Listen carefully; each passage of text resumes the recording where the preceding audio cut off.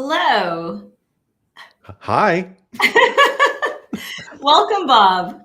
Thank you. welcome, Selena. Yeah, thank you for joining me today on this CS in Focus webinar. And thank you to everyone else who has joined to, well, listen to us talk about listening. That's right. Ironic. Yeah. So for those of you who are watching this webinar right now, please submit any questions or comments you have in the chat, and Bob and I will do our best to get to them. Okay, so let's dive in. Bob, tell me about your journey to becoming a listening expert. Well, I was born. No, I won't start all that. I would like you to imagine that I started most of my career. I was in marketing, so I want you to imagine a megaphone. It's back here, and was holding it to my mouth. Like as a marketer, you're kind of responsible for not making noise and shouting, but communicating and positioning and making sure that there's clarity in the customer's mind. And at one point, I became a consultant, and I was working with CEOs and founders on positioning, strategy, brand messaging. And the journey really began when I kind of very authentically reacted to a CEO one day by saying, you know what, you don't know the answers to some of the basic questions. I don't know the answers. Why don't I just go do a customer listening tour, which I know we're going to talk about. I'll do a customer listening tour and find out what customers' real issues are. And then maybe we can reflect that back into the messaging, and that'll help. And maybe we'll uncover some new opportunities. And he was such a curious, open-minded CEO that he said, yeah, let's do that. And for me, that was 2,700 discovery conversations ago. Wow. So I've enjoyed doing that work as much or more than anything I've ever done in my career, because it really makes the marketing work so much better. Crazy thought that when you get the voice of the customer first and you listen first, that the numbers get better when you actually spend money on marketing and sales. So that's kind of the journey. I have to say, when I first heard the term listening tour, I loved it. You know, you hear a customer roadshow, but listening to her in and of itself says a lot. And I would imagine customers hearing that kind of go, that's interesting, listening to her. Well, it is, it's interesting that you said that. And when you say customers, I don't know if you meant my clients or their customers, but when their customers get the invitation to meet with this consultant named Bob London as part of this listening tour, it is positioned so differently from anything they've ever seen before that they all agree to talk. I mean, the conversion rate of people saying, yeah, I'll talk to your consultant is huge, because they just don't get asked their opinion enough. Yeah, and it's funny because it sounds kind of crazy, but I was excited to talk to you because when I learned that you had done 2,700 plus conversations, my first thought was, okay, so this is someone who doesn't just have an opinion about these things, but you've actually done a lot of the hard work and the research.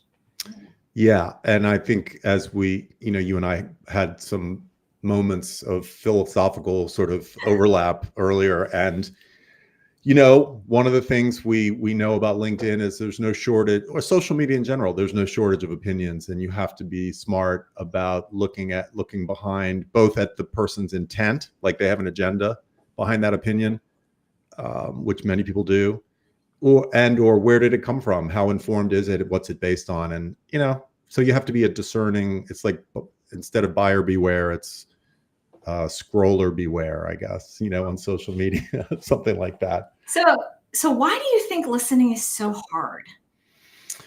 I've thought about this a lot. I think that when we are I would say from an early age, but certainly professionally, we are almost exclusively skilled and upskilled and coached on how to communicate, how to pitch, especially in the B2B world, how to pitch, how to write effectively, how to get your message across. And there really is, I would say, 95% of the emphasis on that. 5% might be on critical thinking and understanding, and which includes listening.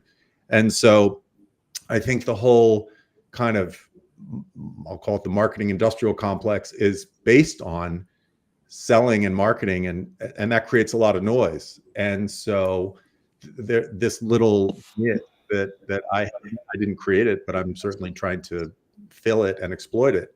This niche is something that people have really grabbed onto because the recognition is happening in people's minds that, wait a minute, if we're all talking at the same time, how can anyone possibly hear us? So why don't we differentiate ourselves by listening first and hear what's really important to the customer?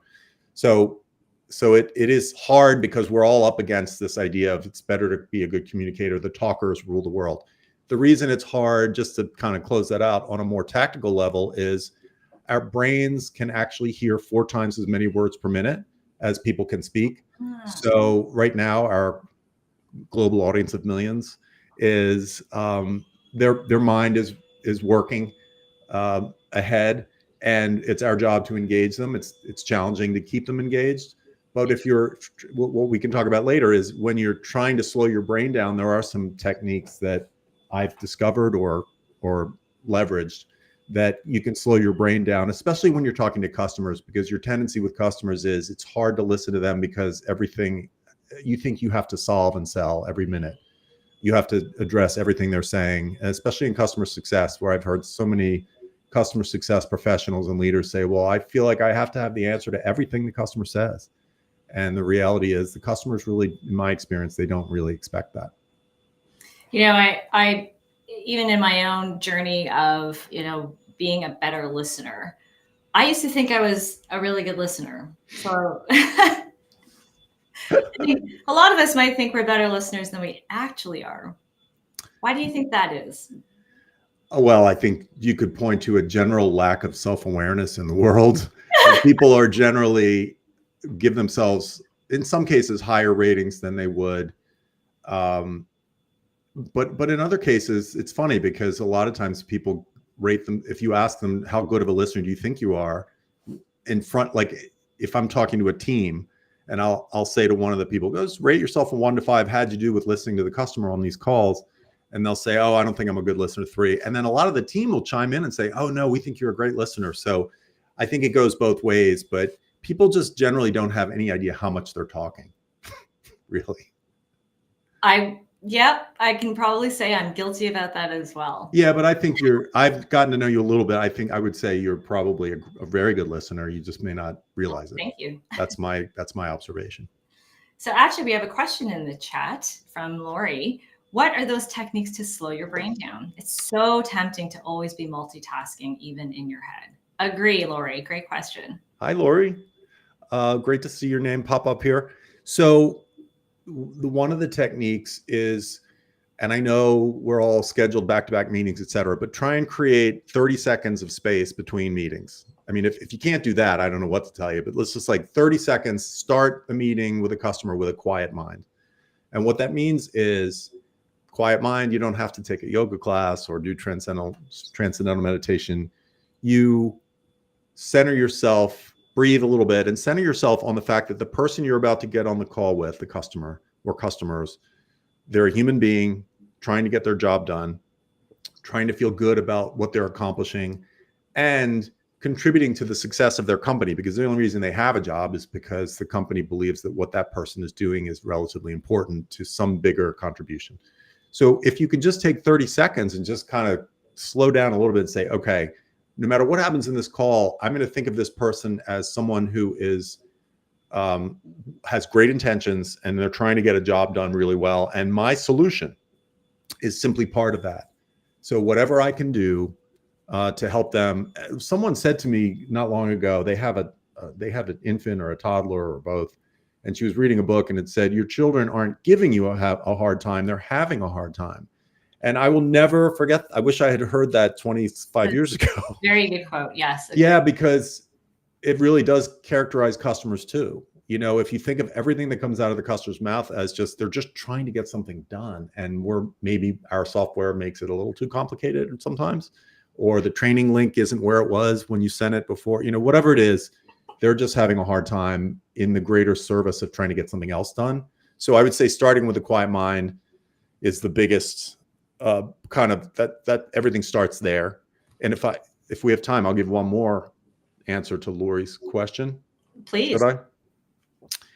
The other tip is It's right there on your keyboard or your screen, and it's free. It's the mute button. The mute button is the most fantastic tool to help self-edit your words in your brain. And in other words, if you ask a question, preferably one of the really good, juicy questions we're going to talk about, and then ask the customer a question, put yourself on mute. And what it does is it forces you to have to be intentional about unmuting in order to then say something, and gives you a chance to say, is this really the time for me to jump to solving that problem, or does the customer have more to say? So I use it all the time, and I coach people to use the mute button. And when they do, it really does work. It really does work. And it's great because it's so much of what we're talking about here. It doesn't involve a new software platform. You don't have to adjust your tech stack. There's not a lot of behavioral change. It's just like a mute button. It's right there. Just try and use it in that context. I'll add on to that as something that I learned myself a few years ago after you asked that question. That's a great one. That is a great one. Take a sip of water, or a sip of water. It's the right amount of time, and it feels really natural. And it's a good way to prevent yourself from wanting to like interject. That's so great. Yeah. I'm going to steal that or write it down. That's fantastic. So curious to know how this journey of, doing the listening tours, talking to 2,700 plus B2B companies has led you to this RAD method. So what is this RAD method? Well, as I was doing these customer discovery conversations, listening tours, if you will, I realized that there was an opportunity to engage. There was an obligation, I should say, to engage the customer, meaning my client's customer. What I mean by that is you could sit across from someone and say, what keeps you up at night, and ask them questions they've heard a million times before. And you can kind of be boring, if you will. But what I found was really fun and creative and challenging was coming up with better ways to think of questions that lit up a different part of the customer's brain. In other words, I call them disruptive questions. So I was having kind of an interesting time coming up with better questions. And I found that as the questions got better, and I was able to improve my listening, because I was not a good listener years ago, that the customer went from talking half of the meeting to 60% of the meeting to 75% of the meeting. They're opening up more, because after all, you can't listen better unless people are opening up more. And to get them to open up more, you have to ask better questions. And so I was keeping a list of these questions that worked, and I was making note of listening techniques that I was trying to use, and I was doing a lot of research and reading. Mm-hmm. And I did realize that it was, I'm in marketing, so I looked at it. I was like, oh, that's almost like a methodology there, radically authentic discovery. And then one day, but I had never really formalized it because I was a marketing consultant. I didn't need to formalize it.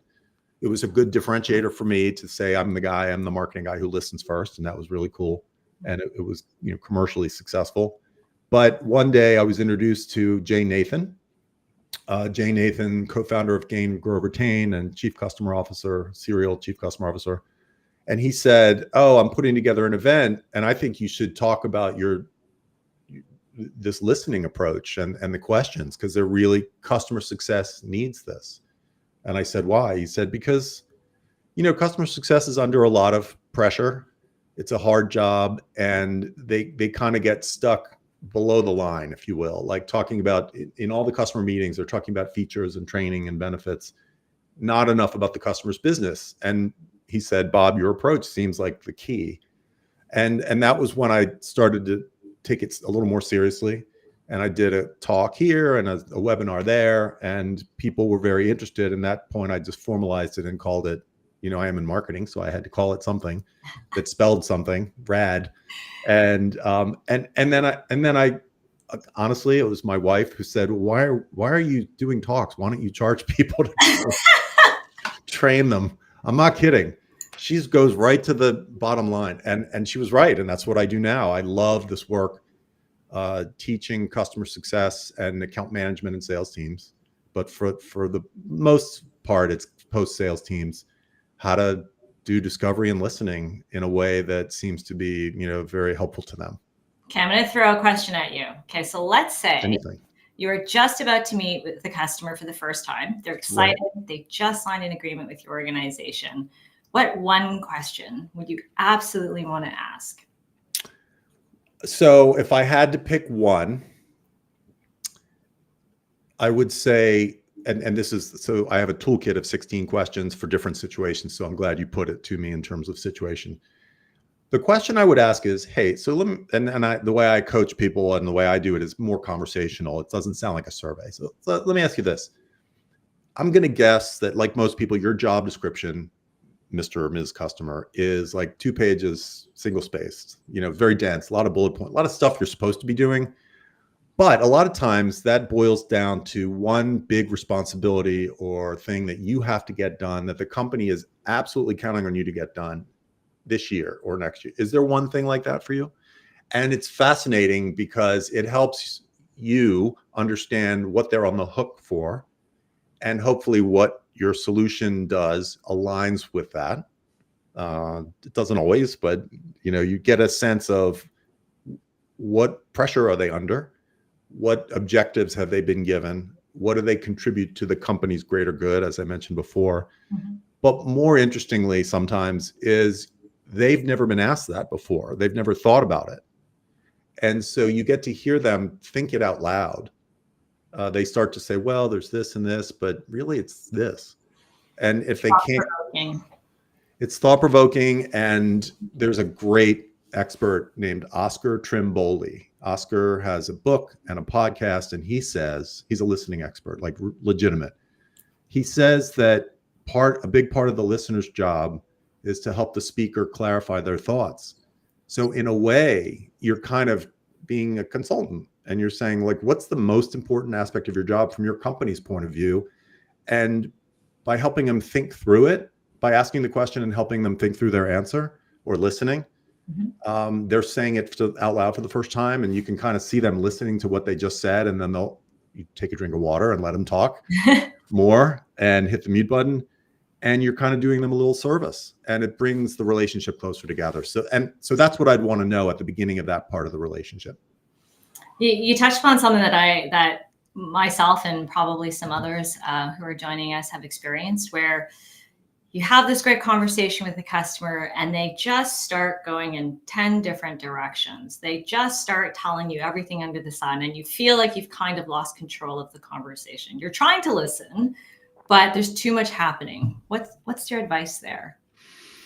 Well, it's a really good question. And sometimes there is no solution for that. I mean, it depends on the personality type of the customer. The thing that I would say is that all of the questions that I teach are phrased as what, and this, again, this is not a panacea for your situation that you just described, but what's the biggest thing? What's the one thing? And if you start the question, if you formulate the question with what's the biggest thing that you're responsible for, or what's the biggest thing that you think the board is discussing right now, then you're starting off by getting them to focus a little bit more.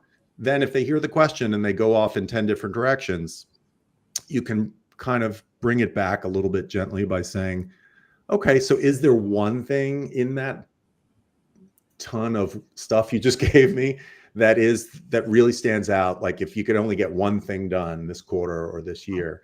And I do have a CS director who told me that he had a group. It's just like you said, there were 3 people on the customer side. Each of them gave 3 answers to all the questions.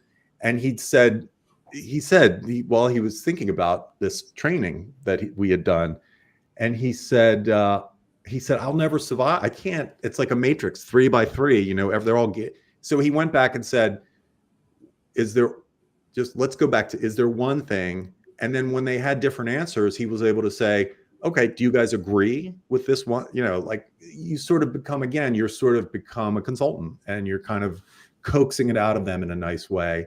And it did work. He said there's no way he could have followed up on all those priorities and action items, but when they isolated it to what's the one thing you need to get done now, you're actually helping the customer think it through as well.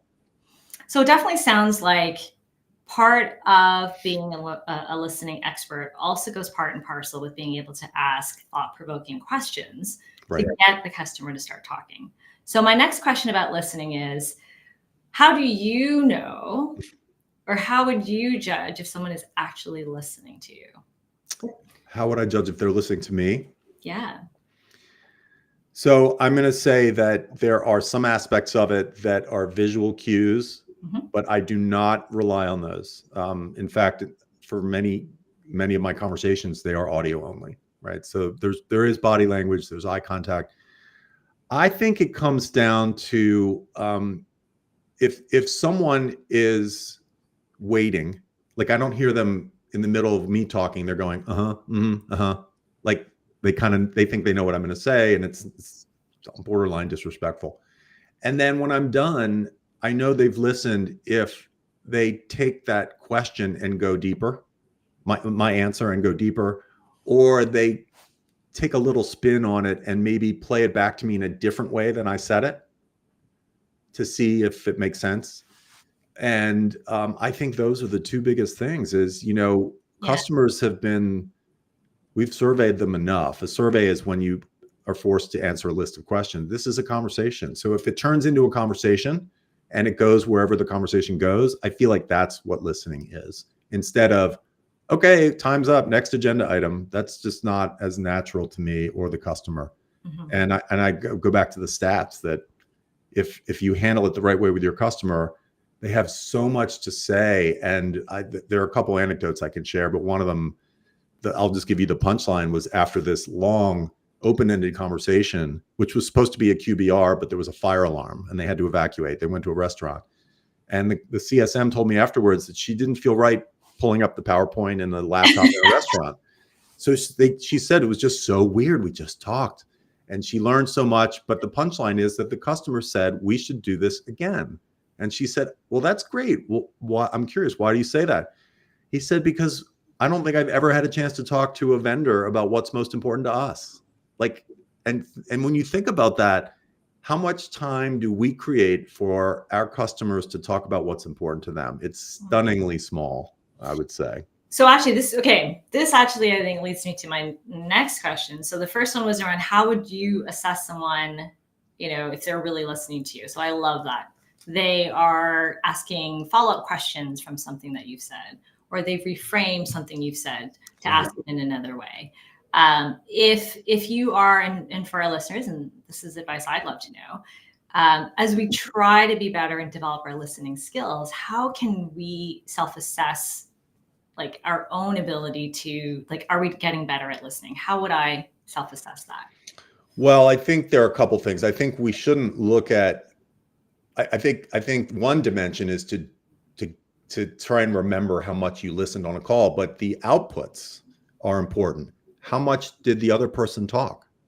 I mean, that is the biggest yield and result of being a good listener is when the other person is talking more than they usually do, Mhm. or more than you expected them to, or the meeting goes longer. A lot of times at the end of these calls, the customer might thank you, as I mentioned before, or they might say, that's a really good question. These are signals of not only listening, but just total engagement. So I think that when you think about how disengaged customers can be for meetings that it's just not like as we talked about offline, if you give CSMs a target of the percentage of customers they have to meet with every quarter, that's forcing a behavior that customers might not find so valuable. So if you frame it as this meeting's about you, I'm going to hand you the megaphone, if you will, customer, and I'm going to ask a few questions to get started.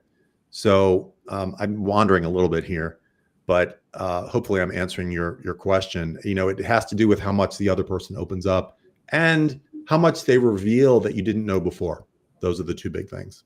Insights. So what would be a tip, a takeaway for our listeners to just try and improve their listening? Maybe it is the mute button was one, Yeah. right? Any other tips that, given, when we're talking to customers, we have so many Yes. things going on and we're multi. Yeah. Well, that's what I was going to say. So starting with a quiet mind, the mute button, and then The hardest one, even though it's the one people talk about the most, is the ability to be okay with a little bit of silence. Like that. And you did a great job. It's embrace the silence, because sometimes, especially when you're asking really good questions, the customer is hearing themselves say something for the first time, which means they may not have gotten it right as they listen to themselves. Like I listen to myself talk, I think. In other words, I hear myself say things and I question it sometimes, and then I want to say it better. So the ability to pause is an acknowledgement that the customer may not have fully clarified what they meant. Give them a chance to think about it, hear themselves what they just said. Like you can almost hear them listening to the echo of their last word, and then wait a few seconds, because a lot of times the gold is buried after the pause. So try to embrace the silence. It's really hard. I would say that it's hard because we're taught to not have any, it's like there shouldn't be any downtime or silence. But it really does work as long as you're not taking it to the extreme and making it awkward by making it 10 seconds of a stare down, which it's obviously not. It's just meant to be a pause to make sure the other person is finished. And when you do pick up the conversation after the pause, or they do, don't bring it back to your agenda. Try to go with the flow they've established in the conversation by digging a little deeper. And everyone probably has this list of questions like, what did you mean by that and why? I think those can be a little overused sometimes, but try and dig into the substance of what the person was saying. And like I said before, I'm not a big believer in mirroring and restating fully so you're saying this is like, it sounds like this. And then the other thing, if you imagine so in these rad conversations, you're asking about their company first. You don't jump in and say, hey, what do you think of us, our product? Ask about their company's trajectory. How are things going? What are the big priorities? Ask about their job, then ask about their perception of us as our product, and to connect the dots for them and say, so it sounds like we're solving this problem for you, and that's part of this bigger problem set. And that sounds like it's like 1 or 2 degrees removed from the board level discussion of cybersecurity or whatever it is. And see if they agree with that. And if they don't, it's okay. Because you probably know this because you're very experienced, but the best companies in the world and the stickiest products in the world have established a connection between the value of their product or service and what their customer's company is trying to accomplish. If you tie the value to a person in the company, not the company, that person might leave or move, and then you're screwed and you have to start over. Yeah. Building value connections. Long answer. That's okay. By the way, you said this is the first time you've done an interview, and I want to tell everybody you're doing an amazing.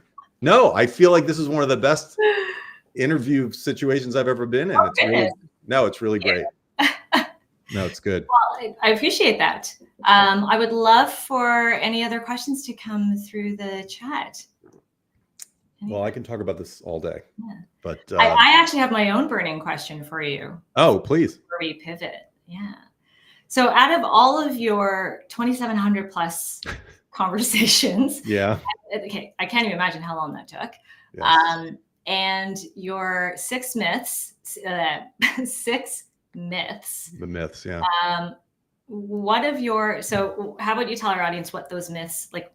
Yeah, I'll give a couple. And then, was there one that surprised you that for you I wasn't expecting that?